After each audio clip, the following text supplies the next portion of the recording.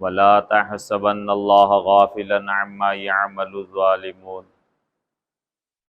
صدق اللہ مولانا العظیم وصدق رسولہ النبی الکریم الامین المکین ونحن على ذلك لمن الشاہدین والشاکرین والحمد للہ رب العالمین۔ ایک مرتبہ انتہائی عقیدت و محبت کے ساتھ بارگاہ رسالت میں درود پاک کا نذرانہ پیش کرے۔ اللہم صلی علی سیدنا و مولانا محمد معدن الجود والکرم وعلیہ وبارک وسلم صلاۃ و سلام علیک یا رسول اللہ صلی اللہ تعالی علیہ وسلم۔ شاہ است حسین بادشاہ است حسین، دین است حسین دی پناہ است حسین، سرداد نداد دست در دست یزید، حقا کے بنائے لا الہ است حسین۔ ہزاروں رحمتیں ہوں اے امیر کارواں تجھ پر، ہزاروں رحمتیں ہوں اے امیر کارواں تجھ پر، فنا کے بعد بھی باقی ہے شان رہبری تیری۔ امام حسین پاک میدان کربلا میں شہید ہوئے 10 محرم الحرام بروز جمعہ عاشوراء کا دن، اور اس کے بعد ان یزیدیوں نے امام حسین پاک کی شہادت کے بعد بھی ظلم و ستم ڈھایا۔ سر امام حسین پاک اور دیگر شہداء کرام کے سرہائے مبارکہ کو لے کر نیزوں پر بلند کر کے کوفہ کی جانب بڑھے۔ اسی کے درمیان کے کچھ واقعات آپ نے گزشتہ جمعہ سماعت کیے، اسی سے متصل گفتگو۔ خولی بن یزید جس کے ہاتھوں میں وہ نیزہ جس نیزے پر سر امام حسین پاک اپنے گھر کی طرف بڑھا، کوفہ جانے میں راستے پر ہی اس کا گھر تھا۔ اس نے خیال کیا کہ آج کی رات اپنے گھر قیام کر کے پھر آگے کا سفر طے ہو، لہذا اپنے ساتھ سر امام حسین پاک کو بھی لے کر کے گیا، اور جب گھر پہنچا اس کی بیوی نے سر امام حسین پاک پر ایک نظر پڑی، اچانک پہچان نہ سکی، پوچھا کہ یہ کون؟ بدکار نے امام حسین پاک کی بارگاہ میں شان میں گستاخی کرتے ہوئے کہا کہ یہ یزید کے ایک باغی تھے جن کا مقابلہ کر کے اور ان کا سر لے کر کے آیا ہوں اور یزید کے دربار تک پہنچانا ہے۔ خاتون بھی سمجھی کہ کوئی ہوگا۔ اس ظالم نے سر امام حسین پاک کو نیزے سے نکالا اور تنور کے اندر سر امام حسین پاک کو رکھا۔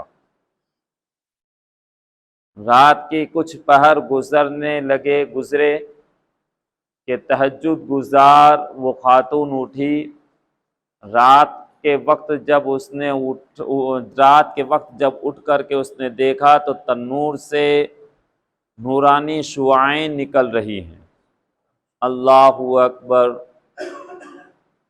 اتنا منظر دیکھ کر کے وہ خاتون آگے بڑھی تو دیکھا کہ جو سر پاک تنور کے اندر رکھا ہوا ہے اسی میں سے نور کی شعاعیں نکل رہی ہے۔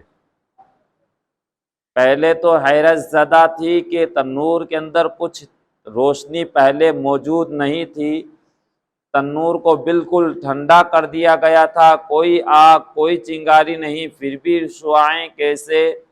جا کر کے دیکھا تو سر مبارکہ سے ہی وہ روشنی اور شعاعیں نکل رہی تھی۔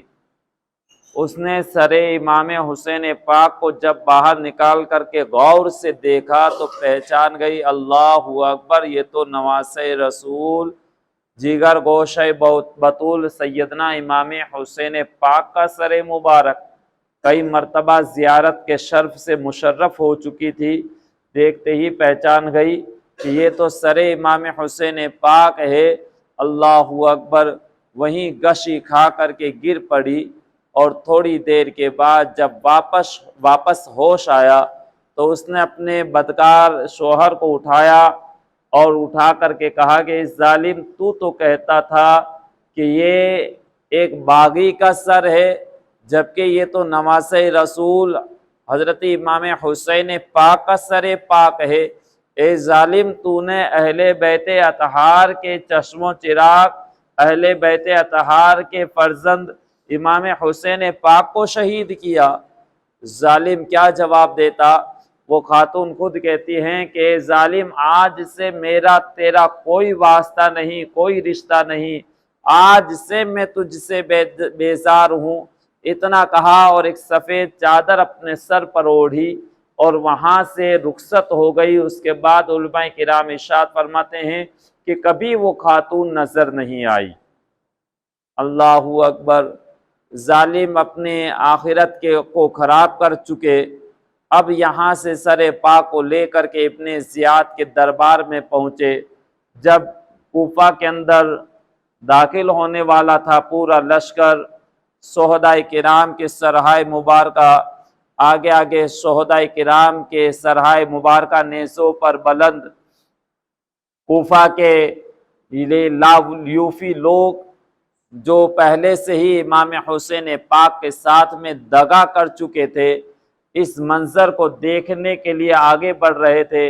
کہاں پر یہ اپنی نگاہیں، اپنی آنکھیں بچھا کر کے امام حسین پاک کا انتظار کر رہے تھے، اور اب امام حسین پاک کے کٹے ہوئے سر کا نظارہ دیکھنے کے لیے آگے آ گئے۔ کتنے ظالم لوگ تھے! اللہ تعالی رحم و کرم عطا فرمائے، اللہ تعالی کرم فرمائے۔ حضرات، اتنے ظالم لوگ کہ نظارہ دیکھتے رہے۔ امام حسین پاک کے گھر کی خواتین محترمات جن کے سروں پر پردے نہیں ہیں، سروں پر چادریں نہیں ہیں، اسی عالم کے اندر جلوس کی شکل کے اندر اسی طریقے سے کوفہ کی گلی گلی کے اندر گھمایا گیا، جلوس نکالا گیا۔ اسی وقت کی بات ہے، ایک بزرگ ارشاد فرماتے ہیں کہ میں اپنے بالا خانے پر تھا، اپنی چھت پر تھا، میں اس منظر کو دیکھ رہا تھا جب سر امام حسین پاک میرے گھر کے سامنے سے، میرے بالا خانے کے سامنے سے گزرا۔ میری نظر سرکار امام حسین پاک کے چہرے مبارکہ پر تھی۔ میں نے دیکھا کہ لبہائے امام حسین پاک جنبش فرما رہے ہیں، لبہائے پاک امام حسین پاک جنبش میں ہے، ہل رہے ہیں۔ وہ بزرگ ارشاد فرماتے ہیں کہ جب میں نے اپنے کانوں کو حضرت امام حسین پاک کے سر پاک کے قریب کیا تو اس میں سے قرآن کریم کی تلاوت کرنے کی آواز آ رہی تھی۔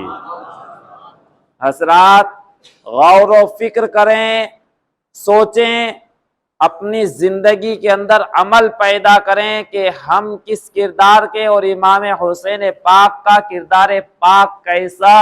امام حسین پاک کا کردار پاک تو ایسا کہ امام حسین پاک کا سر مبارک تن سے جدا ہو رہا ہے تو نماز کی حالت میں، سجدے کی عالم میں آپ کا سر پاک تن سے جدا ہو رہا ہے، اور جب سر پاک تن سے جدا ہو گیا تو اب عالم یہ ہے کہ لبہائے مبارکہ سے قرآن کریم کی تلاوت ہو رہی ہے۔ حضرات، ان دونوں چیزوں سے آج ہم کس قدر غافل ہیں، نہ تو ہم نماز کے قریب ہیں، نہ ہم قرآن کریم کے قریب ہیں۔ ہمارے گھروں کے حالات دیکھو، ہمارے حالات دیکھو تو ہم نماز سے کس طریقے سے دور، ہمارے گھروں کے حالات دیکھو تو تلاوت قرآن سے محروم۔ کبھی کبھار اتفاق ہوتا ہے، اور آج کل تو ہم نے قرآن کریم کی تلاوت کو کس لیے رکھ لیا؟ صرف برکت حاصل کرنے کے لیے، کہ قرآن کریم سے ہمیں صرف برکت حاصل ہوگی، دکان کی، مکان کی ابتدا ہے، قرآن خوانی کرا لی اور یہ سمجھ لیا کہ سارے حقوق ہم نے ادا کر لیے۔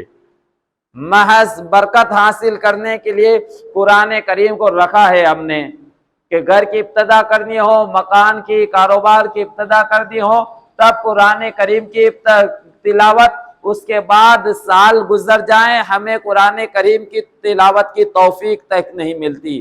اللہ تعالی ہمارے حالوں پر رحم فرمائے۔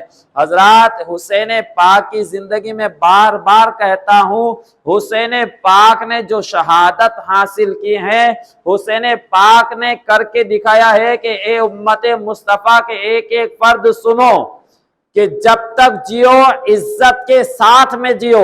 حسین پاک کا کردار بتا رہا ہے کہ عزت کے ساتھ میں جینا ہے تو عزت کے ساتھ میں، اور مرنا ہے تو عزت کے ساتھ میں۔ حسین پاک نے یہ درس دیا ہے کہ زندگی بھی عزت کے ساتھ میں اور موت بھی عزت کے ساتھ میں ہو۔ اللہ تعالی ہمیں عمل کی توفیق عطا فرمائے۔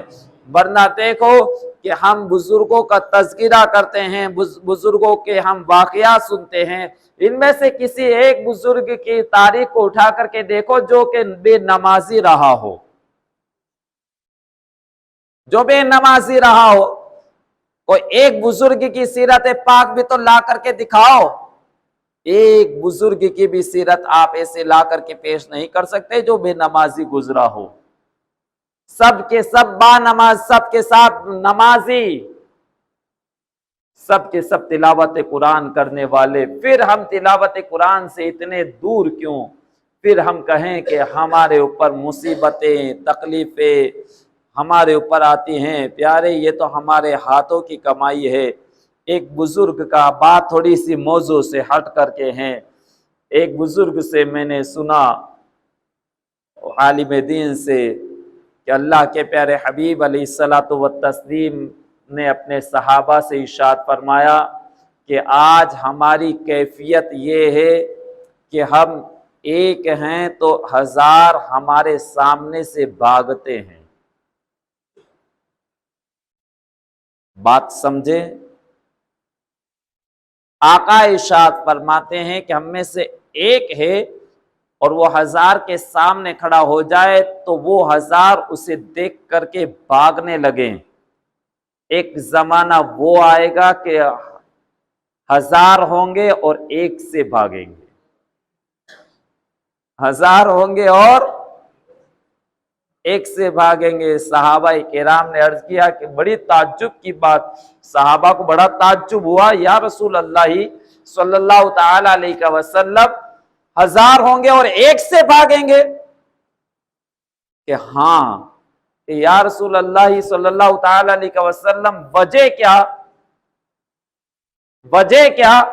آقا ارشاد فرماتے ہیں کہ وجہ یہ ہے کہ آج ہم موت سے محبت کرتے ہیں، آج ہم موت سے محبت کرتے ہیں، موت سے گھبراتے نہیں۔ آنے والا وقت وہ ہوگا کہ لوگ دنیا سے اور مال سے محبت کریں گے۔ آج اپنے اپنے دلوں کو چھان کر کے دیکھیں، اپنے گریبان میں جھانک کر کے دیکھیں کہ ہمارے اندر دنیا کتنی رس اور بس چکی ہے۔ ہمیں دنیا کی فکر ہے، ہمیں اپنے کاروبار کی فکر ہے، ہمیں اپنی جائیداد کی فکر ہے کہ ہمارا کاروبار نہ ٹھپ ہو جائے، ہمارا جائیداد نہ ٹھپ ہو جائے، ہمارا یہ نقصان نہ ہو جائے، ہمارا وہ نقصان نہ ہو جائے۔ اس کی فکر نہیں ہے کہ ہمارا دین و ایمان جا رہا ہے، اس کی ہمیں کوئی فکر نہیں۔ آج حالات وہ کہ وہ آ کر کے پیدا ہو چکے ہیں، وہ کہ وہ حالات آ کر کے سامنے ہو چکے ہیں۔ حضرات، دنیا کی فکر نہ کریں، ایمان کی فکر کریں۔ موت تو ہر حال میں بہرحال آنی ہی ہے، چاہے بچپنے میں آئے، چاہے 100 سال کی عمر کے اندر آئیں، موت تو آنی ہے۔ لیکن میرا کہنے کا مقصد یہ ہے کہ حسین پاک نے، جس حسین پاک کا نام لے کر کے ہم کھاتے پیتے اٹھتے بیٹھتے ہیں، اس حسین پاک نے ہمیں درس دے دیا ہے کہ جب تک جیو عزت کے ساتھ میں جیو، مرو تو عزت کے ساتھ میں مرو۔ عزت کے ساتھ میں جینا اور عزت کے ساتھ میں مرنا حسین پاک نے سکھایا ہے۔ دولت کی حرص کو اللہ تعالی ہمارے سب کے سینوں سے دور فرمائے، ہمارے سینوں کو اللہ تعالی اپنی محبت سے، اپنے محبوب پاک کی محبت سے، اہل بیت اطہار صحابہ کی محبت سے ہمارے سینوں کو پر فرمائے، ہمارے دلوں کو اللہ تعالیٰ پاکیزہ فرمائے، نورانی فرمائے، ہمیں آخرت کا خوف عطا فرمائے۔ حضرات سوچے، ورنہ ہر حالات کس طریقے سے بدلتے جا رہے ہیں اور حالات اور تبدیل ہوں گے۔ یہ ہے کہ صرف ہمیں سوچنے کی اور فکر کرنے کی ضرورت ہے، ہمیں قرآن کریم پر عمل کرنے کی ضرورت ہے۔ میں نے کئی مرتبہ پہلے بھی کہا کہ قرآن کریم محض تلاوت کرنے کے لیے نہیں ہے۔ قرآن کریم صرف تلاوت کرنے کے لیے نہیں ہے کہ کھولا اور صرف تلاوت کر لیا جائے ثواب ملے گا۔ یقیناً قرآن کریم کو تلاوت کرنے سے ثواب ملتا ہے، یقیناً دیکھنے سے ثواب ملتا ہے، چھونے سے ثواب ملتا ہے، سننے سے ثواب ملتا ہے، لیکن اصل قرآن کریم کا مقصد صرف اتنا نہیں ہے کہ اسے دیکھ کر کے صرف زیارت کر لی جائے یا پڑھ لیا جائے یا سن لیا جائے۔ قرآن کریم پر غور و فکر کریں، قرآن کریم کو سمجھیں اور پھر سمجھ کر کے اس پر عمل کریں۔ یہ اصل مقصد ہے قرآن کریم کا۔ اللہ تعالی ہمیں قرآن کریم کے عمل کی، قرآن کریم پر عمل کرنے کی توفیق عطا فرمائے، اس پر غور و فکر کرنے کی توفیق عطا فرمائے۔ اپنے بچوں کو بھی جہاں پر ہم مدارس کے اندر بھیج کر کے محض صرف اتنی سی ذمہ داری سمجھتے ہیں کہ میرا بچہ 2-3 مرتبہ قرآن کریم پڑھ لے گا، بس یوں سمجھ لیجئے کہ آپ نے یہ سوچ لیا کہ ہاں بہت کچھ پڑھ لیا ہے، اب اسے پڑھنے کی ضرورت نہیں، اب اسے دنیا داری کے اندر لگانا ہے۔ قطعی اس کیڑے کو اپنے دماغ سے، اپنے ذہن سے نکال دے۔ قرآن کریم محض اور صرف قرآن کریم تلاوت کے لیے نہیں ہے، قرآن کریم پر غور و فکر کریں، قرآن کریم کو سمجھیں، اپنے بچوں کو بھی درس دیں کہ قرآن کریم کا جب ناظرہ مکمل ہو گیا اب اس پر عمل کریں، اس کو سمجھیں، اس کے ترجمے کو، اور ترجمہ بھی اچھا والا پڑھیں، غیروں کا ترجمہ نہ پڑھیں، اپنوں کا ترجمہ پڑھیں تاکہ اس سے ایمان کی حفاظت ہو۔ اللہ تعالیٰ ترجمہ بھی پڑھیں، تفسیر بھی پڑھیں۔ آج کافی آسانی ہے، ترجمہ بھی اردو کی آسان اردو کے اندر ترجمہ اور تفسیر موجود ہیں۔